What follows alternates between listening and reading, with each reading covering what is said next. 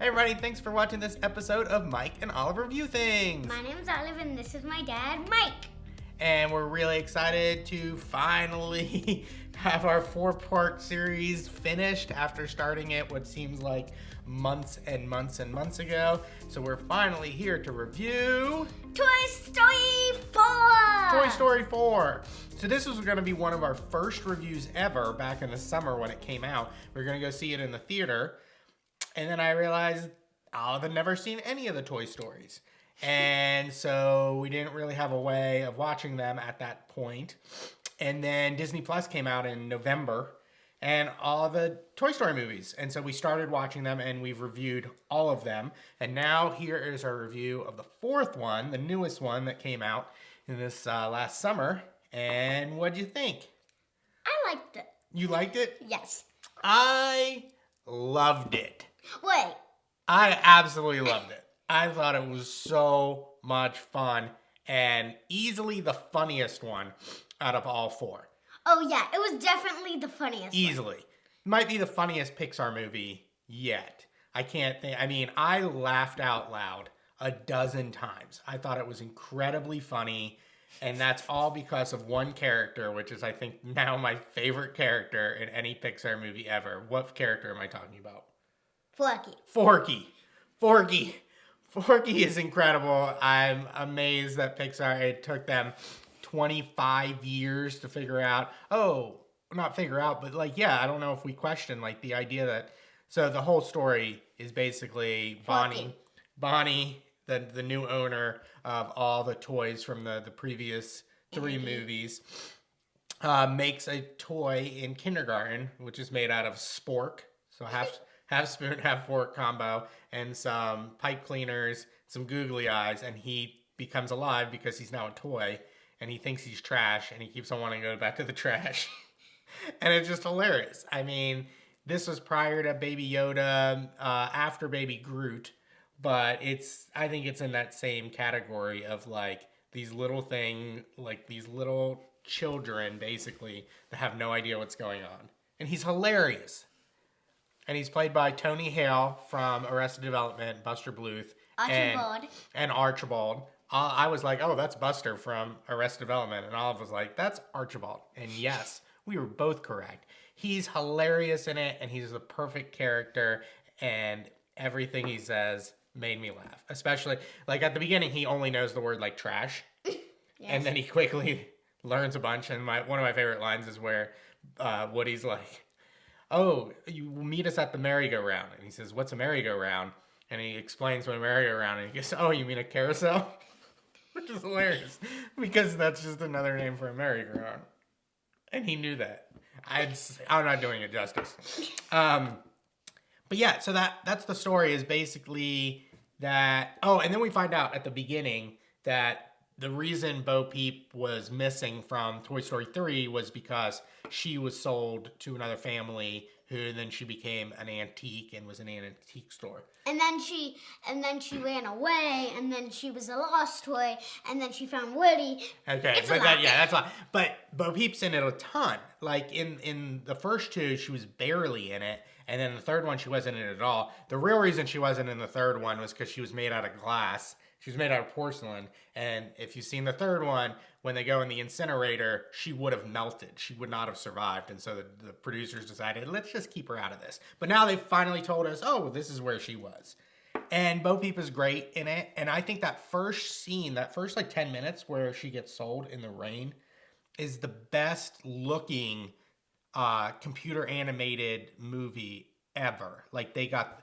Bo Peep looks incredible. The lighting, the rain. It's absolutely amazing, especially after having watched the first one a couple weeks ago and now comparing it to the 4th one. It's incredible how far this has come. They have way better... They do way better KO toys, because the KO toys in the first one... Yeah. I mean, when it first came out in 95... it was incredible. But now, yeah, I mean, they really, really know what they're doing now. And it's not something that we think about anymore. But this was the first time in a computer animated movie in a while that I thought, wow, that's incredible how they did that. So, what was your favorite part of the movie?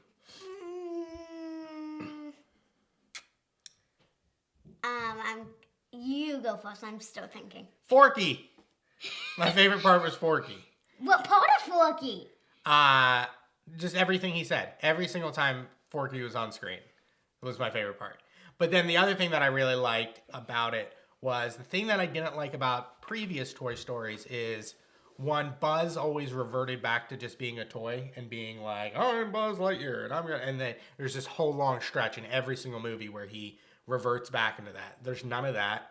There's none of he doesn't understand. Buzz is just Buzz and it's part of it. He's not in it very long. The other thing that I really liked is that I think in the other ones, Woody is very selfish. He's incredibly selfish. And although he's kind of selfish in this one, it's all about himself. He's trying to help Bonnie in reality. But you find out why he's been so selfish. But I like that this one, I mean, I think that's what turned me off on the other ones, was that why I didn't want to watch it over and over again. It's just that, gosh, Woody was so selfish. What did you say what you liked? No, not yet. What? Same thing as you, Forky. I like, and this is the part that was kind of funny. Well, it's not really with Forky. Like, so one of the characters, there's two. One of the characters kept saying, "Why is everyone jumping out of the window?" Because Buzz did, Forky did, Woody did, and the next one was, there was this unicorn that kept suggesting that we make a crime and blame it on Dad. Then Dad goes to They have to come up with a way of stopping the family and the unicorn. Jeff Garlin, played by Jeff Garlin. I think his name is what is his name? Buttercup. And he keeps on suggesting that they frame the dad for a crime, so he ends up in prison, and it's hilarious. It is very funny. He says it. What did we not like about it? The creepy Slappy dolls. Oh, Slappy, yeah. So the villains in this one, so in all the other ones, you either don't know who the villain is, or you think somebody's nice, and then he becomes the villain and everything. And this one, you pretty much know who the villain is, like, right away. And then it turns out, like, no spoiler or anything, but there's a bunch of these puppets. What are the puppets that ventriloquist dummies. Yeah, ventriloquist dummies. And they're really creepy. And Olive's least favorite movie that she saw was Goosebumps, and Slappy in it, which is a ventriloquist dummy. So yeah, but I thought they did a very good job of, but yeah, which takes us to our next point. Was it scary? Not really. If you don't like really creepy things, then maybe the Slappy dolls. The Slappy dolls? Maybe the Slappy dolls, that might scare you, but they're not in it that much. Yeah. They're mostly just guarding this glass place with a doll in it that wants to steal Woody's, whatever it's called. Voice box. So, yeah, the Slappy dolls are creepy, but they are not, they're not super scary in a way. They don't like jump out at you or anything like that, but they do up the creep factor. But I think Pixar did a very good job of getting it to a creepy but not scary part. So yeah, I mean, there might be some young children. Penny liked it. I don't think Penny was scared at any point. She probably didn't know what Slappy was. Right. Yeah. No, you specifically didn't like it because of your memory of the Goosebumps movie, which I showed to her at too young of an age. And I still hate it. And you still hate Slappy. Slappy's creepy. If you've watched or you've read Goosebumps, yeah, that whole book. I read it? No. There is a Goosebumps book about Slappy, but in the movie, he's one of the characters. This isn't a review about Goosebumps. Okay. All right. So, what are our final thoughts and our grade?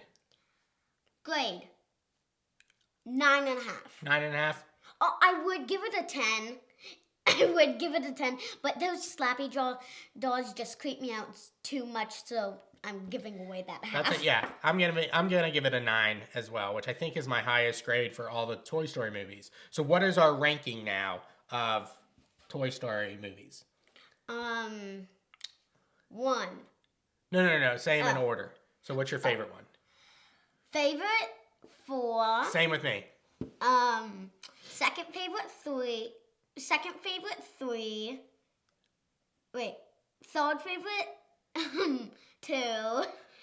Fourth favorite one I do not like 1.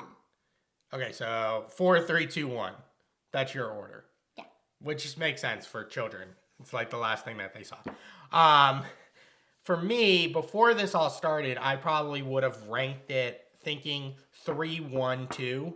And now my ranking is 4, 2, 3, 1. I really liked... And I don't think most people agree with me. I really like 2. It's just, it's not my favorite. It's not one of my favorite. Yeah. It's not. But a 2 is a lot better than I remember it being. So I will put it back on 4 on a regular basis. I hope that they like it. I think it's great. So, but yeah, that's finally our review of Toy Story 4, and all the Toy Story movies are complete. Thank you for watching. Please let us know if you agree with our rankings or don't, because you probably don't. All right, thanks for watching this episode. Bye. He's still selfish, but then you finally explain. Hey, Penny. What? What do you need? Oh, what did you put in the trash can? His clothes. Accident, his clothes. Penny, we're talking about Toy Story. Do you want to talk about it? He's hide under the thing. No. No. Oh, that's No. That's fine. Okay, what were we talking All right. So I was saying